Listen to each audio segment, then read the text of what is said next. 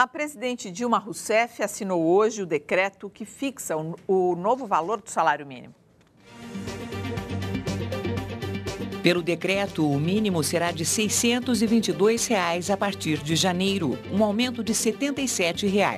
A decisão deve ser publicada no Diário Oficial na semana que vem. O Instituto Brasileiro do Meio Ambiente multou hoje a petrolífera Chevron, que atua na Bacia de Campos, em R$ 10 milhões por descumprimento das condições exigidas na licença ambiental. É a segunda vez que o IBAMA multa a empresa. Em novembro, a Chevron foi multada em R$ 50 milhões pelo vazamento de petróleo no mar. 3 associações de classe de juízes oficializaram hoje o pedido para que a Procuradoria-Geral da República investigue o Conselho Nacional de Justiça. As associações dos magistrados brasileiros, dos juízes federais e dos magistrados da Justiça do Trabalho acusam o CNJ de vazar dados funcionais sigilosos de servidores da Justiça sob investigação.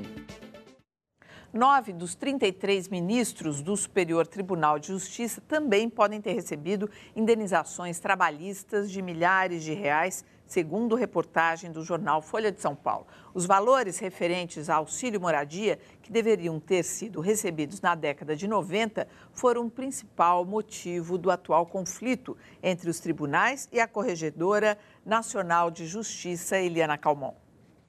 A reportagem diz que cerca de R$ 2 milhões foram distribuídos este ano a 9 ministros do Superior Tribunal de Justiça, segundo a principal instância do Judiciário brasileiro. Esses valores seriam referentes ao pagamento de auxílio moradia aos juízes. O Supremo Tribunal Federal decidiu em 2000 que os juízes deveriam receber o auxílio, assim como acontece com os congressistas do país. E essas indenizações seriam referentes aos valores não pagos na década de 90. A maneira como os pagamentos foram feitos chamou a atenção do Conselho Nacional de Justiça, que tem a missão de monitorar o funcionamento do Judiciário. O CNJ iniciou uma investigação sobre as rendas declaradas e o patrimônio de juízes, servidores e parentes, que rendeu à ministra Eliana Calmon, corregedora do CNJ, pesadas críticas de associações de magistrados. Nesta semana, 2 liminares do Supremo não apenas limitaram o poder de investigação do Conselho Nacional de Justiça,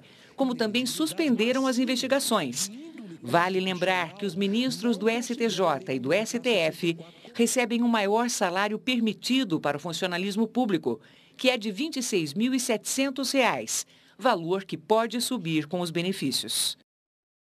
Eu gostaria de fazer um link, uma ligação dessa matéria com o que você colocou no seu balanço, na sua retrospectiva, e o que a gente viu na Síria, que são essas revoltas do mundo árabe e tudo mais. Falta uma indignação do povo brasileiro com relação a essas notícias todas que a gente tem dado ao longo do ano com relação ao judiciário, ou seja, a gente se rebelar contra isso de alguma maneira, com mais ênfase, um verão brasileiro, vamos chamar assim? Não, eu acho que você aponta uma coisa importante, que é o fato de que o nível de desencontro entre a função pública no Brasil e os interesses da população é de tal ordem que chega a ser espantoso que no Brasil não haja mais efervescência oposicionista, digamos, que não haja mais disposição ao questionamento dessas coisas. Tem toda a razão nisso. É que o brasileiro médio, sofreu tanto ao longo de décadas com inflação, com tudo mais, que esse pequeno crescimento econômico que houve, esse pequeno desafogamento na economia, levou a um alívio das tensões. Mas, por outro lado, como nós andamos muito no sentido de tornar mais público o que é público, o que está acontecendo? Esses ministros agora aparecem na televisão, como disse o Cortella aqui outro dia, eles são filmados, as sessões Então, essa sensação de desencontro vai crescer. E vai crescer na medida, inclusive, que a imprensa fizer esse papel, como nós estamos fazendo aqui hoje, como o Jornal da Cultura está fazendo ao longo da semana, que é mostrar esse tipo de absurdo. Porque, realmente, um auxílio moradia de mais de R$200 mil para quem já tem um salário alto e pode perfeitamente morar confortavelmente em Brasília, sem... realmente, isso é um escândalo, isso é inaceitável. De certa forma, a sua pergunta traz um tema que é a da incompletude da transição brasileira. Como ela foi uma transição muito pactada, a passagem da ditadura para essa quase democracia em que a gente vive, foi muito pactado, essa ideia de pacto deixou na sombra muita coisa que precisa ser levantada. Então, essa transição pactada, ela está incompleta. E as novas gerações precisam empurrar para que isso se complete. Porque um excesso de pacto leva a que muitos grupos achem que ficaram imunes à mudança.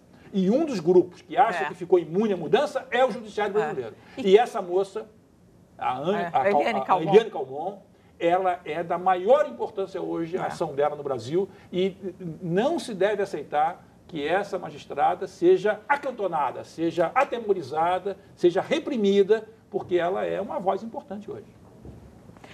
Você quer falar? Não. O número de cheques sem fundo passou de 2% em novembro, o maior percentual desde julho de 2009, segundo os especialistas, resultado do consumo no Dia das Crianças.